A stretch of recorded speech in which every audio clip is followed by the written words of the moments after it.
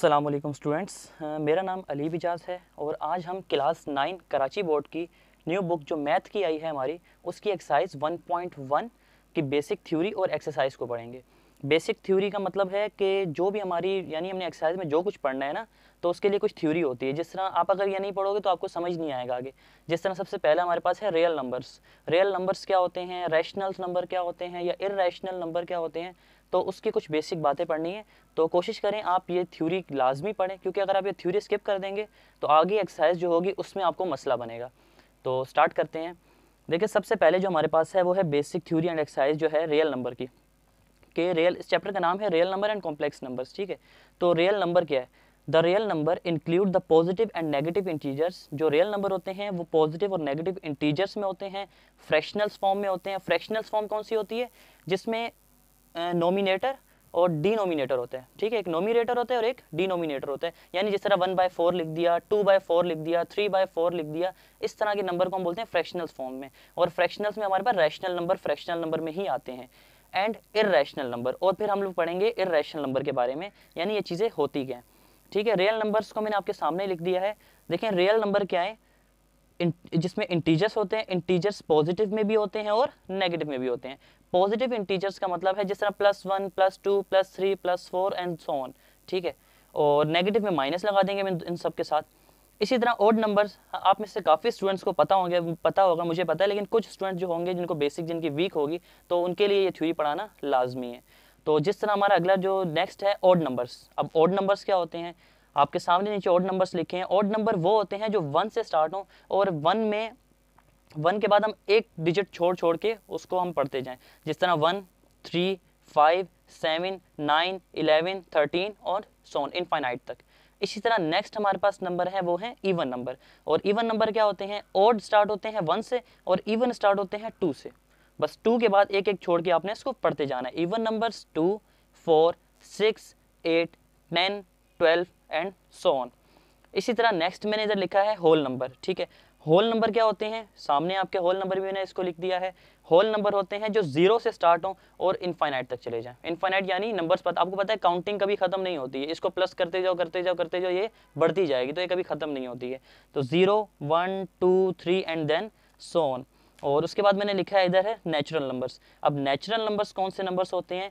Whole number start होते हैं 0 से और नेचुरल नंबर जो होते हैं वो स्टार्ट होते हैं 1 से हमारे पास। ठीक है, तो नेचुरल नंबर वो नंबर होते हैं जो हम स्टार्ट करते हैं 1 से, 1 2 3 4 and then so on infinite तक। ठीक है, और लास्ट में मैंने इधर आपके सामने लिखा हुआ है प्राइम नंबर। अब प्राइम नंबर कौन से नंबर होते हैं? प्राइम नंबर को मैं इधर लिखना भूल गया तो अभी लिख देते हैं, कोई मसला नहीं है। प्राइम नंबर हमारे पास वो नंबर होते हैं जो स्टार्ट होते हैं, यानी प्राइम नंबर वो नंबर हैं जो सिर्फ और सिर्फ अपने टेबल में आते हैं। जिस तरह देखो 2 किसी और के टेबल में आता है? नहीं आता है, तो 2 एक प्राइम नंबर है। इसी तरह 3 किसी और टेबल में आता है? नहीं आता है, तो 3 एक प्राइम नंबर है। इसी तरह 4 देखो 2 के टेबल में आता है तो 4 प्राइम नंबर नहीं है। 5 किसी टेबल में नहीं आता तो 5 भी एक प्राइम नंबर है। इसी तरह 7 किसी टेबल में नहीं आता तो 7 भी एक प्राइम नंबर है। 8 2 के टेबल में भी आता है, 4 के टेबल में भी आता है, 9 3 के टेबल में भी आता है, 10 5 के टेबल में भी आता है, 2 के टेबल में भी आता है, 11 किसी टेबल में नहीं आता। और इसी तरह अगर हम आगे करते जाएं इनफाइनाइट तक, वो नंबर्स जो सिर्फ और सिर्फ अपने टेबल्स में आते हैं उनको बोलते हैं प्राइम नंबर। ठीक है, यानी ये नंबर किसी और डिजिट के साथ डिवाइड नहीं हो सकते हैं। तो सिंपल हमारे पास रियल नंबर्स ये होते हैं। अब रियल नंबर के बाद हम देखते हैं कि रैशनल नंबर कौन से नंबर होते हैं। देखो rational numbers the number which can be expressed in fractional form. Fractional form मैंने आपको बताया कि जिसका एक नोमिनेटर होता है और एक डिनोमिनेटर होता है। तो रैशनल नंबर को हम फ्रैक्शनल फॉर्म में लिख सकते हैं। ठीक है, हम बेसिक बातें बात कर रहे हैं आज। तो फ्रैक्शनल नंबर जिस तरह देखो लिखा हुआ है P/Q, आपने बुक में मैंने P/Q इसलिए इस्तेमाल किया है कि ज्यादातर बुक में P/Q लिखा होता है, तो स्टूडेंट कंफ्यूज नहीं हो जाए मैं कोई और अल्फाबेट इस्तेमाल करूं तो वो, वरना मैथ में हमारी मर्जी होती है हम कोई भी अल्फाबेट इस्तेमाल कर लें। तो P/Q यानी हम इस फॉर्म में किसी भी वैल्यू को अगर लिख लेना तो वो हमारे पास हो जाते हैं रैशनल नंबर। और देखो आगे लिखा है Q is not equal to 0। जो Q की वैल्यू है वो 0 के बराबर नहीं होनी चाहिए। ठीक है, क्योंकि Q अगर 0 के बराबर हो जाएगा तो ऊपर अगर 2 लिखा है नीचे 0 लिखा है तो 2 डिवाइड बाई 0 अगर आप कैलकुलेटर में भी करेंगे तो कैलकुलेटर में उसका आंसर आ जाता है मैथ एरर, यानी इसका आंसर इनफाइनाइट आ जाता है, तो ये फिर फ्रैक्शनल फॉर्म नहीं होगी। ठीक है, तो एग्जाम्पल मैंने आपके सामने लिख दी है। जिस तरह 2 एक रैशनल नंबर है, जिस तरह 2 को मैं 2/1 भी तो लिख सकता हूँ। ठीक है। 4/2 भी अगर मैं लिख दूं उसको 4/2, तो मैंने 2 को लिख दिया रैशनल फॉर्म में लिख दिया, फ्रैक्शनल फॉर्म में लिख दिया। जिस तरह 2 1 ज़ा 2 और 2 2 ज़ा 4, यानी 2 को मैं 4/2 करके भी लिख सकता हूँ। तो इसका मतलब वो नंबर जिसको फ्रैक्शनल फॉर्म में लिख लो वो रैशनल है, और जिसको नहीं लिखो वो इरेशनल है। The number which can not be expressed in fractional form is called irrational. √2 को अगर आप सोल्व करो तो 1.14 आगे कंटिन्यू कोई वैल्यू आएगी, √3 को सोल्व करो तो कंटिन्यू वैल्यू आएगी, और अगर आप पाई को करते हो तो 3.1415 डॉट डॉट डॉट आगे कंटिन्यू वैल्यू आती है। तो वो नंबर जिसको फ्रैक्शनल में लिख लें वो रैशनल, जिसको नहीं लिख सकें वो इरेशनल नंबर होते हैं हमारे पास। ठीक है, हमारे पास देखो रैशनल नंबर होते हैं दो तरह के। रैशनल होते हैं दो तरह के, एक होते हैं टर्मिनेटिंग डेसिमल फ्रैक्शनल वाले होते हैं, और एक होते हैं नॉन टर्मिनेटिंग। देखो टर्मिनेटिंग का मतलब होता है वो वैल्यू जो ख़त्म हो जाए, टर्मिनेट हो जाए। देखो 0.5 ख़त्म हो गई, 0.25 ख़त्म हो गई। नॉन टर्मिनेटिंग यानी वो वैल्यू 0.333 लेकिन देन सो ऑन है, ख़त्म नहीं हुई अभी तक आगे। तो रैशनल होते हैं दो तरह के, एक होते हैं टर्मिनेटिंग और एक होते हैं नॉन टर्मिनेटिंग। टर्मिनेटिंग वो जो ख़त्म हो जाए, नॉन टर्मिनेटिंग वो जो ख़त्म ना हो। और देखो रिक्यूरिंग का मतलब होता है रिपीटिंग। अगर ये नॉन टर्मिनेटिंग वैल्यू बार बार रिपीट होगी, अगर ये रिपीट होगी तो फिर ये आएगी रैशनल नंबर में, और अगर ये रिपीट नहीं होगी तो फिर ये आती है इर्रेशनल नंबर में। इर्रेशनल नंबर सिर्फ एक ही तरह के होते हैं, जो होते हैं नॉन टर्मिनेटिंग, ख़त्म नहीं होते हैं, नॉन रिक्यूरिंग यानी नॉन रिपीटिंग, इनकी वैल्यू बार बार रिपीट नहीं करती है। 1.414 आगे देखो बदल गई, 1.732 चेंज है, लेकिन रैशनल में होगी तो ये रिक्यूरिंग होगी यानी रिपीट होगी। 0.333, इसी तरह 0.8181। तो इस तरह के नंबर को कहते हैं नॉन टर्मिनेटिंग बट रिक्यूरिंग। ये नॉन टर्मिनेटिंग और नॉन रिक्यूरिंग है। तो ये रैशनल और इर्रेशनल में हमारे पास फ़र्क है। ये हमारे पास देखो, आप जो मैंने टर्मिनेटिंग और नॉन टर्मिनेटिंग के बारे में आपको अभी बताया ना, आपके पास कॉलम भी देखो बना हुआ है। टर्मिनेटिंग डेसिमल, ये भी रैशनल है, ये रैशनल वही हो गया, ये भी रैशनल है क्योंकि रिक्यूरिंग है, ये भी रैशनल है क्योंकि रिक्यूरिंग है। देखो रिपीट हो रहे हैं बार बार ये, और ये नॉन टर्मिनेटिंग नॉन रिक्यूरिंग है। तो ये नीचे वाले दोनों इर्रेशनल है और ऊपर वाले चारों रैशनल है। ठीक है, तो एक्सरसाइज 1.1 को हम स्टार्ट करते हैं। एक्सरसाइज 1.1 में देखो क्या पूछा जा रहा है हमसे, identify the following number as rational and irrational numbers and also write each one in separate column. आप ये आइडेंटिफाई करें, आप बताएं कि इनमें से रैशनल कौन से हैं और इर्रेशनल कौन से हैं, and right each one separate column, यानी बस अलग अलग करके बताएं कि रैशनल कौन से हैं और इर्रेशनल नंबर कौन से हैं। तो देख लेते हैं हम। ठीक है, बुक में सामने रख रहा हूँ ताकि आप लोगों को कोई मसला ना बने, और आपके सामने इसको सोल्व करने की कोशिश करूँगा। तो इसमें आपके सामने मैंने क्वेश्चन 1 को पूरी तरह इधर लिख दी है। ठीक है, हमने पहचाना है रैशनल को हम लिखेंगे आर से और इर्रेशनल को हम लिखेंगे IR से, यानी इर्रेशनल को नॉन रैशनल भी बोलते हैं। ठीक है, तो सिंपल हमारे पास अगर हम देखें इधर तो 1/5, ठीक है, पहचानते हैं 1/5 क्या रैशनल है इर्रेशनल है। अगर हम कैलकुलेटर में 1/5 लिखें तो हमारे पास आंसर क्या आ रहा है 0.2 यानी ये टर्मिनेट हो रहा है। और जब भी वैल्यू टर्मिनेट हो जाती है, जब भी वैल्यू टर्मिनेट होती है, पीछे हमने बात की है, तो उसको हम क्या कहते हैं, वो क्या है, रैशनल है। ठीक है, देखो टर्मिनेट जब भी आ जाए ना तो वो रैशनल होगा। अगर नॉन टर्मिनेटिंग होगा फिर हमें देखना पड़ेगा वो रिक्यूरिंग है या नॉन रिक्यूरिंग है। ठीक है, तो नेक्स्ट देख लेते हैं। हमारे पास है √2/8। ठीक है भाई, √2 डिवाइड बाय 8, सॉरी √ हमारे पास है √2 डिवाइड बाय 8। तो देखें आप, हमारे पास क्या आ रहा है 0.17677। देखो पहले तो नॉन टर्मिनेटिंग है। ठीक है, नॉन टर्मिनेटिंग। अब पहचानते हैं रैशनल है या इर्रेशनल है। रैशनल और इर्रेशनल को पहचानने के लिए तरीका क्या है, ये देखो रिक्यूरिंग है, अगर वर्डिंग बार बार रिवाइज होगी तो फिर वो रैशनल होगा, अगर रिवाइज नहीं हो रही तो फिर वो इर्रेशनल है। देखो जो लिखा है 176, दोबारा 7 आना चाहिए था अगर दो दो नंबर को रिवाइज करना है, लेकिन ये रिवाइज नहीं हो रहा। 7 आ रहा है, 6 आ रहा है, फिर 2 बार 7 आ रहा है, फिर 2 बार 6 आ रहा है, फिर 9 आ रहा है, फिर 5 आ रहा है, फिर 3 आ रहा है। तो इसका मतलब ये कौन सा नंबर है, ये नंबर हमारे पास है इर्रेशनल। ठीक है, उससे अगला हम देख लेते हैं 5 डिवाइड बाय √6। तो अगर हम देखें 5 डिवाइड बाय √6, तो 5 डिवाइड बाय √6 हमारा क्या आ रहा है 2.04124145 रिपीट नहीं हो रहा बार बार। एक तो नॉन टर्मिनेटिंग है, ऊपर से रिपीट भी नहीं हो रहा है, तो इसका मतलब ये भी हमारे पास जो नंबर है वो कहलाएगा इर्रेशनल। ठीक है, ठीक है, हम नेक्स्ट वैल्यू को देख लेते हैं। अगर हम नेक्स्ट नंबर को देखें तो नेक्स्ट नंबर हमारे पास है 2/8, यानी 2 डिवाइड बाय 8। अगर हम 2 डिवाइड बाई 8 करें तो हमारा आंसर आ रहा है 0.25, टर्मिनेट हो गया। जब भी कोई वैल्यू टर्मिनेट हो जाए तो फिर वो रैशनल होती है। ठीक है, हम इसको लिख देते हैं कि ये नंबर हमारे पास है रैशनल नंबर। नेक्स्ट पे जाते हैं। हमारे पास है 1 डिवाइड बाय, मैं इसको थोड़ा बड़ा कर देता हूँ, 1 डिवाइड बाय √3।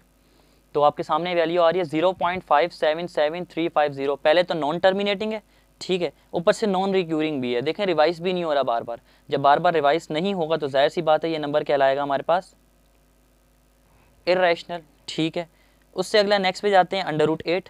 √8 हमारे पास क्या आ रहा है 2.8284। देखो 8 आया, 2 आया। अगर ये रिक्यूरिंग होता तो 8 के बाद दोबारा 2 आना चाहिए था, लेकिन नहीं आया। 82842714 यानी नॉन रिक्यूरिंग है, नॉन टर्मिनेटिंग भी है और नॉन रिक्यूरिंग भी है। ठीक है, इसके बाद हमारे पास जो ई है, ये ई भी हमारे पास, इसको यूलर कांस्टेंट भी बोलते हैं और नेपियर कांस्टेंट भी बोलते हैं उसको, जिसको हम एक्सपोनेंट भी बोल देते हैं। तो ये हमारे पास इर्रेशनल है। इसकी वैल्यू हमारे पास 2.718 समथिंग ऐसे कुछ आती है। ठीक है, तो यानी नॉन टर्मिनेटिंग होती है एक तो, और नॉन रिक्यूरिंग होती है। तो ये हमारे पास जो नंबर होता है ये हमेशा इर्रेशनल ही होता है। ठीक है, √5 को देख लेते हैं। अगर हम देखें √5 को, तो √5 हमारा क्या है 2.2360679775। तो स्टूडेंट्स ये क्या होना चाहिए, ये भी हमारे पास इर्रेशनल नंबर है। यानी ज़्यादातर हमारे पास इस कॉलम में इर्रेशनल नंबर ही आए हैं, अभी तक रैशनल नहीं आए ज़्यादातर। ठीक है, अच्छा इधर 8 जो है वो हमारे पास पाई लिखा हुआ है, मैं उसको पाई को गलती से मैंने 9 में लिख दिया, तो पाई हम आगे देख लेते हैं। पाई की वैल्यू आप सबको पता है कि पाई की वैल्यू होती है 3.142 एंड देन सोन। एक तो नॉन टर्मिनेटिंग होती है, ऊपर से नॉन रिक्यूरिंग होती है। चलो कैलकुलेटर में निकाल के देख लेते हैं। शिफ्ट और EXP का button, 3.14159265 non terminating non recurring is called irrational number. ठीक है, नेक्स्ट हम लोग देख लेते हैं 22/3। तो 22/3 अब देखें इधर पहचानने वाली, एक तो नॉन टर्मिनेटिंग है। ठीक है, नॉन टर्मिनेटिंग में रैशनल भी हो सकता है और इर्रेशनल भी हो सकता है, लेकिन उसके बाद हमें यह देखना है कि नॉन टर्मिनेटिंग के बाद रिक्यूरिंग है या नॉन रिक्यूरिंग है। क्योंकि अगर तो रिक्यूरिंग हो गया तो फिर ये रैशनल कहलाएगा, अगर ये नॉन रिक्यूरिंग रहा तो फिर ये इर्रेशनल कहलाएगा। लेकिन ये है 7.33333, एक ही नंबर बार बार रिवाइज हो रहा है। अभी पीछे हमने थ्योरी में पढ़ा, जब एक ही नंबर बार बार रिवाइज होगा तो फिर वो कौन सा नंबर होगा, वो हमारे पास नंबर होगा रैशनल नंबर। तो ये हमारे पास क्योंकि रिक्यूरिंग है तो हमारे पास ये नंबर कहला देगा रैशनल। देखें अगर किसी के ज़हन में ये बात आ रही होगी ना, तो कि आपने बोला था कि फ्रैक्शनल फॉर्म में भी लिख सकते हैं रैशनल को, तो इस वाली वैल्यू को हम फ्रैक्शन में कैसे लिख सकते हैं, बिल्कुल लिख सकते हैं। इस वैल्यू को हम फ्रैक्शन में लिख सकते हैं, लेकिन उसका थोड़ा प्रोसेस है कि हम आगे एक्सरसाइज में अगर हमारे पास आ गया तो हम उसको सोल्व करेंगे। इसको सोल्व करने का एक तरीका है, जिसके बाद हम इसको फ्रैक्शनल फॉर्म में लिख लेते हैं। 1 डिवाइड बाय पाई, भाई जब पाई की वैल्यू ही रैशनल नहीं है तो पाई से किसी को डिवाइड कर दो, जाहिर सी बात है वो भी हमारे पास, फिर भी हम इसको करके देख लेते हैं, इर्रेशनल ही है ये। तो 1 डिवाइड बाय पाई देखें 0.31830009 एंड देन सोन। तो ये हमारे पास नॉन टर्मिनेटिंग नॉन रिक्यूरिंग, ये हमारे पास इर्रेशनल नंबर है। इसके बाद अगर हम नेक्स्ट देखें कि 12 क्वेश्चन, लास्ट क्वेश्चन हमारा है 11/12। अगर हम 11/12 को देख लें तो 0.916666, देखो शुरू के नंबर हमारे पास नहीं हुए, इसको स्टार्टिंग से ही होना चाहिए। अगर ये रैशनल, अगर ये रिक्यूरिंग हो तो स्टार्टिंग से ही इनको हो जाना चाहिए, या फिर पहले डिजिट के बाद से हो जाना चाहिए, या दूसरे डिजिट के बाद से हो जाना चाहिए, लेकिन ये नहीं हुए। तो ये हमारे पास नॉन रिक्यूरिंग नॉन टर्मिनेटिंग है, जिसको हम बोलेंगे इर्रेशनल नंबर। यानी पूरे 12 क्वेश्चन में से एक रैशनल नंबर 10 वाला था, और एक रैशनल नंबर हमारे पास 1 था, और एक रैशनल नंबर हमारे पास 4 था। इसके बाद हमारे पास कोई भी रैशनल नंबर इसमें नहीं था। नेक्स्ट क्वेश्चन में अगर हम देखें तो नेक्स्ट क्वेश्चन हमारा क्या है, convert the following into decimal fraction. पहले इनको डेसिमल फ्रैक्शन में लिखो। डेसिमल फ्रैक्शन यानी आप सिंपल उसको फॉर्म में लिख दो, यानी किसी चीज़ को डिवाइड करते हैं ना तो 0.5 आंसर आ जाता है। ये देखो ये हमारे पास फ्रैक्शनल फॉर्म है। डेसिमल फ्रैक्शन का मतलब है आप उसको सोल्व कर दो, जिस तरह 1 डिवाइड बाई इसको मैंने सोल्व किया ना, ये आ गया हमारे पास 0.5। तो 0.5 जो हमारे पास है वो हमारे पास डेसिमल फॉर्म है, यानी सिंपल फॉर्म है, और ये हमारे पास रेसिप्रोकल वाली फॉर्म है। तो सिंपल हमारे पास अगर हम 5 डिवाइड बाई कह रहे हैं, पहले इनको डेसिमल फॉर्म में कन्वर्ट कर दो और उसके बाद ये बताओ कि ये नंबर हमारे पास टर्मिनेटिंग है या नॉन टर्मिनेटिंग है। यानी सिंपल सी कैलकुलेशन करनी है, कोई इतनी बड़ी चीज़ नहीं है। ये वाली एक्सरसाइज आपकी सिर्फ और सिर्फ MCQs के लिए ही काम आएगी। MCQs के अलावा मुझे नहीं लगता इसमें से कोई चीज़ पेपर में आएगी। तो सबसे पहला है 5 डिवाइड बाई 8। 5 डिवाइड बाई 8, अगर हम 5 डिवाइड बाई 8 करते हैं तो हमारे पास आंसर आ रहा है 0.625। तो ये आ गई डेसिमल फॉर्म। और अब ये बताओ कि ये टर्मिनेटिंग है नॉन टर्मिनेटिंग है। आपके सामने है, वैल्यू ख़त्म हो रही है। जब वैल्यू ख़त्म हो जाए तो फिर वो कहलाती है टर्मिनेटिंग फॉर्म। ठीक है, ये हमारे पास है टर्मिनेटिंग। तो जो वैल्यू हमारे पास टर्मिनेट हो जाए उसको हम बोलते हैं टर्मिनेटिंग। ठीक है, यानी ख़त्म हो जाए उसको हम बोल देते हैं टर्मिनेटिंग। तो ये हमारे पास टर्मिनेट हो चुकी है, ख़त्म हो चुकी है, तो इसलिए ये टर्मिनेटिंग है। नेक्स्ट हम करके देख लेते हैं 4 डिवाइड बाय 18। अगर हम 4 डिवाइड बाय 18 करते हैं तो हमारे पास आंसर आ रहा है 0.22 एंड देन सो ऑन। हमने इधर ये नहीं बताना कि रैशनल है या इररेशनल है, हमने सिंपल बात करनी है कि टर्मिनेटिंग है या नॉन टर्मिनेटिंग है। तो हमें दिख रही है कि ये वैल्यू ख़त्म नहीं हो रही है, तो ये हमारे पास नॉन टर्मिनेटिंग है। ठीक है, ये हमारे पास नॉन टर्मिनेटिंग वैल्यू है। नेक्स्ट चले आते हैं। अगर हम नेक्स्ट करें तो 1 डिवाइड बाय हमारे पास 1 डिवाइड बाय 15 तो ये भी आपके सामने आंसर आ रहा है 0.066 और आगे कंटिन्यू है। तो ये भी हमारे पास नॉन टर्मिनेटिंग। ठीक है, NT से लिख रहा हूँ, नॉन टर्मिनेटिंग। नेक्स्ट हमारे पास है 49 डिवाइड बाय 8। तो ये हमारे पास देखें वैल्यू ख़त्म हो रही है 6.125, ये ख़त्म हो गई वैल्यू। जब वैल्यू यहाँ ख़त्म हुई तो कंटिन्यू नहीं है, जब ये ख़त्म हो गई तो फिर ये कहलाएगी हमारे पास टर्मिनेटिंग। नेक्स्ट हमारे पास है 207 डिवाइड बाय 15। तो ये वैल्यू भी आपको दिख रही है कि ये वैल्यू ख़त्म हो रही है 13.8। तो ये भी हमारे पास टर्मिनेटिंग है, ख़त्म हो रही है वैल्यू। नेक्स्ट हमारे पास लास्ट है 50 डिवाइड बाय 76। तो ये वैल्यू भी हमारे पास ख़त्म नहीं हो रही। तो जब वैल्यू ख़त्म नहीं हो तो उसको फिर बोलते हैं हम नॉन टर्मिनेटिंग। ठीक है, तो ये वैल्यू हमारे पास आ गई नॉन टर्मिनेटिंग। तो यहाँ पर हमारा क्वेश्चन नंबर 2 ख़त्म हो गया। नेक्स्ट क्वेश्चन जो हमारे पास है वो है क्वेश्चन नंबर 3। इसमें देखें, इसमें ना हमें सिंपल बोल रहा है represent the following rational numbers. उसने आपको बता दिया कि सारे नंबर रैशनल है, क्योंकि हमें देख के पता लग रहा है सब देखें अपॉन में लिखे हुए हैं। तो जब भी कोई वैल्यू अपॉन में लिखी जाए उसको हम बोलते हैं कि वो नंबर रैशनल नंबर हैं। तो 8/10 अगर हम देखें 8/10 को, तो पहले देखें इसको सोल्व करना, और कह रहे हैं कि ना इसको नंबर लाइन में एक आप इसको रिप्रेजेंट करें। ये मेरे पास एक सीधी लाइन है, ये मेरे पास सीधी लाइन है, ये एक मेरे पास सीधी लाइन, मतलब मैंने ड्रॉ कर दी लाइन है आपस में, और इसकी मैंने बड़ी से बड़ी वैल्यू 2 रखी है। आप चाहें तो आप 3 रख दें, 4 रख दें। मैंने 2 इसलिए रखी है कि इन किसी में भी किसी का भी जो आंसर आएगा इन किसी भी नंबर में से उसका आंसर 2 से बड़ा नहीं आएगा। तो ये सिंपल हमारे पास देखें 0 से पहले जो आता है -1 आता है, -2 आता है, 0 के बाद जो आता है वो 1 आता है और 2 आता है। यानी सिंपल एक लाइन ड्रॉ की है मैंने, सबके सामने मैंने सिंपल लाइन ड्रॉ की है, क्योंकि मुझे इसको नंबर लाइन में पुट करना है। लेकिन पुट अब तब करेंगे जब तक आप इसको डेसिमल फॉर्म में चेंज नहीं कर दें। पहले हम करेंगे इनको डेसिमल फॉर्म में चेंज। 8 डिवाइड बाय 10, आंसर क्या आया 0.8। अब देखें 0.8 कब आएगा, इसका आंसर आ रहा है मेरे पास 0.8, 0, 0.1, 0.2, 0.3, 0.4, 0.5, 0.6, 0.7 और 0.8। यानी इधर करीब करीब कहीं आंसर आएगा 0.8, फिर आएगा 0.9 और 0.10 हो जाएगा तो वो 1 बन जाएगा। ठीक है, सिंपल। तो 0.8 जो है वो मेरा इधर कहीं पर आ जाएगा, तो ये मेरे पास आ गया 0.8। सिंपल, बस आपने पुट करना है, कुछ इतना मतलब रॉकेट साइंस नहीं है इसमें। इसी तरह नेक्स्ट वैल्यू भी हमारे पास वही है, लेकिन ये है हमारे पास माइनस का 0.8। उधर प्लस था तो इधर माइनस। प्लस और माइनस आपको डायरेक्शन का बताएंगे, यानी प्लस होगा तो आपको सीधे हाथ की डायरेक्शन में जाना है, माइनस होगा तो आपको उल्टे हाथ की डायरेक्शन में जाना है। अब मेरे पास है -0.8, 0.8 मैंने इधर लगा दिया। अब माइनस में आ जाओ, -0.1, -0.2, -0.3, -0.4, इसी तरह करते करते करते इधर करीब जाके कहीं मेरे पास माइनस का 0.8 आ जाएगा। अगर आप चाहें ज़्यादा आसान करने के लिए, क्योंकि ये इतनी कोई सब्जेक्टिव में आएगा नहीं, इसलिए हम इसको थोड़ा सा स्पीड में पढ़ रहे हैं। अगर आप चाहें कि और इजी करना है तो आप इसके खाने बना लें यहाँ पर, यानी डिवीजन बना लें, 1 2 3 4 5, जिस तरह ग्राफ में बने होते हैं ना, उस तरह डिवीजन भी बना सकते हैं। तो उसके लिए भी आपके वो भी आप आसान कर सकते हैं अपने लिए। ये सिंपल 2 नंबर हमारे पास आ गए जिनको हमने नंबर लाइन में ड्रॉ कर दिया। अच्छा, तीसरी वैल्यू थोड़ी सी कॉम्प्लिकेटेड है, यहाँ स्टूडेंट कुछ परेशान हो जाते हैं कि 4 1 और ये 1। देखो इन वाली वैल्यू का ना, पहले मैं आपको बता दूं कि सोल्व करने का तरीका क्या होता है। मेरे पास लिखा हुआ है 1 और 1/4।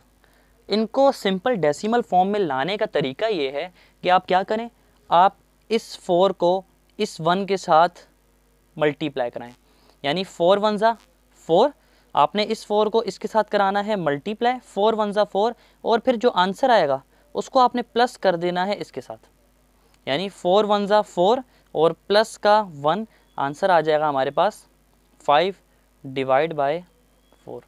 एक और बार देख लें, आपने क्या करना है, आपने डिनोमिनेटर की वैल्यू को इसके साथ मल्टीप्लाई कराना है, 4 1 ज़ा 4, और इधर जो भी वैल्यू होगी उसके साथ आपने इसको प्लस कर देना है। तो 4 + 1 हो गया 5, 5/4। अगर इसको और आसान करके लिखूं तो हमारे पास 5/4, हमारे पास आंसर आ रहा है 1.25। ठीक है, सिंपल फॉर्म में आ गया। अब इसको पुट कर सकते हैं यहाँ पर।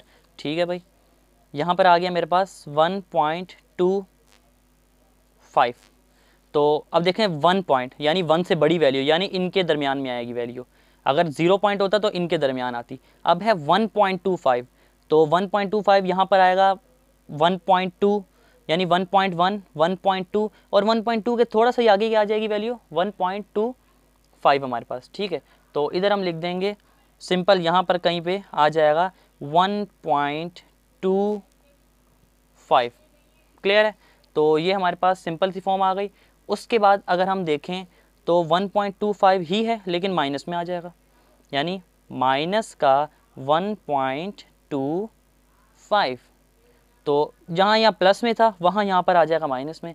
अच्छा, -1.25 है, 1 से बड़ी वैल्यू है, तो 1.1 इधर आ जाएगा, 1.2 इधर आ जाएगा, और उसके साथ ही जिस तरह आपके स्केल में होते हैं ना, नंबर ऑफ डिवीजन्स होते हैं, आपने स्केल में देखा है कि 1 सेंटीमीटर के बाद आपको इतनी वैल्यू दी गई होती है, यानी आपके पास 10 डिवीजन होते हैं, फिर दूसरा सेंटीमीटर आता है, वही आपका जो 1 के बाद वाला आता है वो होता है 1.1, 1.2, 1.3, जैसे 1.9 पूरा आता है तो फिर लिखा आ जाता है 2 सेंटीमीटर।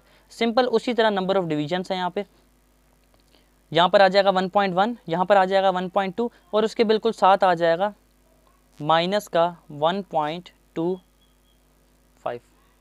क्लियर है, ये हमारा हो गया चौथा पार्ट। और अगर हम इसका पांचवा पार्ट देखें, 2/3 क्या होता है, 2/3 हमारा आ रहा है 0.6, यानी 0.6 ही लेंगे, क्योंकि हमने नंबर ऑफ डिवीजन को इतने ज़्यादा तो नहीं बनाए होते ना, तो हम पहला डिजिट ही देखते हैं उसके बाद। जितना इधर भी हम लोगों ने पहला डिजिट देखा, 5 बस थोड़ा सा आगे करके लिख दिया। इसी तरह 0.6, यानी 0 और 1 के दरमियान में ये वैल्यू आएगी, 0 और 1 के दरमियान में। तो यहाँ पे 0.1, 0.2, 0.3, 0.4, 0.5 और 0.6 आ गई। तो यहाँ पर लाए कर गया ये हमारे पास। तो ये सिंपल सा हमारे पास क्वेश्चन नंबर 3 था। क्वेश्चन नंबर 4 को देखें तो बिल्कुल MCQs टाइप हैं, मैं अगर जल्दबाजी में भी कर जाऊँ तो आपको समझ आ जाएगी। अगर मैं क्वेश्चन नंबर 4 की बात करता हूँ तो देखिए, क्वेश्चन नंबर 4 में लिखा है, can you make a list of all rational number between 1 and 2। 1 and 2 के दरमियान के रैशनल नंबर को लिस्ट में डाल दें। वो मैंने यहाँ लिख ली है आपके सामने। देखें, अगर इसको मैं सोल्व करूँ, लिस्ट ऑफ रैशनल नंबर अगर मैं सोल्व करूँ कि list of rational number between 1 and 2, तो अगर मैं लिखूँ 3/2, अगर मैं यहाँ पर लिखता हूँ 3/2, तो ये आ गया 1.5। 1 और 2 के दरमियान में आती है वैल्यू, बिल्कुल ठीक है। उसके बाद अगर मैं लिखूँ 5/4, तो ये वैल्यू भी 1.25 आ रही है, तो 1.25 1 और 2 के दरमियान में आती है, ये भी ठीक है। उसके बाद अगर मैं लिखूँ 9/8, तो ये 1.125 1 के बाद आ रही है, 2 से पहले आ रही है, ठीक है। 7/4, तो ये वैल्यू भी 1.75 1 के बाद और 2 से पहले आ रही है। तो ये सिंपल हमारे पास आ गया वो नंबर जो 1 और 2 के दरमियान में आते हैं। ठीक है। क्वेश्चन नंबर हमारे पास 5 में कह रहे हैं give reason why pi is an irrational number. तो रीज़न दे देते हैं हम पाई इरेशनल नंबर क्यों है। देखो पाई हमारे पास इरेशनल आता है क्यों, क्योंकि पाई की वैल्यू आती है 3.14159 कंटिन्यू। एक तो ये नॉन टर्मिनेटिंग है, ठीक है, नॉन टर्मिनेटिंग है ना, देखो टर्मिनेट नहीं हो रहा। दूसरा नॉन रिक्यूरिंग है, और अभी हम लोगों ने पीछे बात की अगर नॉन टर्मिनेटिंग होगा और नॉन रिक्यूरिंग होगा तो वो नंबर इरेशनल होगा, वो नंबर रैशनल नहीं कहलाता है। तो ये हमारे पास इरेशनल है। वजह ये है कि ये नॉन टर्मिनेटिंग है और नॉन रिक्यूरिंग है हमारे पास, इस वजह से हम इसको बोलते हैं। तो सिंपल हमारे पास ये हो गया क्वेश्चन नंबर 5। क्वेश्चन नंबर 6 में हमने सिर्फ टिक करना है और क्रॉस करना है। देखिए 5 divide by 7 is an example of irrational number. 5 divide by 7 is an example of irrational. देखो नॉन टर्मिनेटिंग और नॉन रिपीटिंग है, तो बिल्कुल ठीक बात है कि नॉन टर्मिनेटिंग है, नॉन रिपीटिंग है, ट्रू स्टेटमेंट है ये हमारे पास। इसी तरह पाई इज़ एन इरेशनल नंबर। अभी हमने पीछे बात की ना कि पाई जो होता है वो हमारे पास इरेशनल नंबर होता है। ये भी हमारे पास जो स्टेटमेंट है बिल्कुल ठीक है, ये स्टेटमेंट भी हमारे पास। और इसी तरह अगर हम नेक्स्ट की बात करें तो ये हमारे पास आ जाती है 0.31591 is an example of non terminating, ठीक है, नॉन रिपीटिंग और रिपीट भी नहीं हो रहे हैं, तो ये स्टेटमेंट भी बिल्कुल ट्रू है हमारे पास। 0.123 is an example of recurring decimal. अगर हम इसकी बात करें तो ये भी हमारे पास बिल्कुल गलत है। क्यों, क्योंकि रिक्यूरिंग देखो ये टर्मिनेट हो गया है। रिक्यूरिंग और नॉन रिक्यूरिंग तब आता है जब वैल्यू टर्मिनेट ना हो, ये वैल्यू हमारी टर्मिनेट हो चुकी है, तो इस वजह से ये हमारे पास फॉल्स स्टेटमेंट है।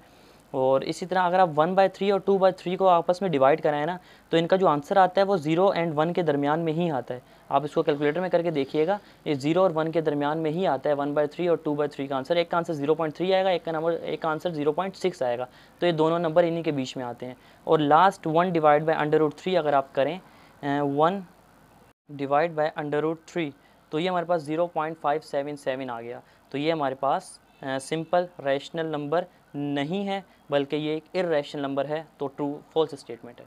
ठीक है क्लास, आज के लिए इतना काफ़ी है हमारा। नेक्स्ट वीडियो में देखेंगे 1.2 एक्सरसाइज के साथ। अल्लाह हाफिज़।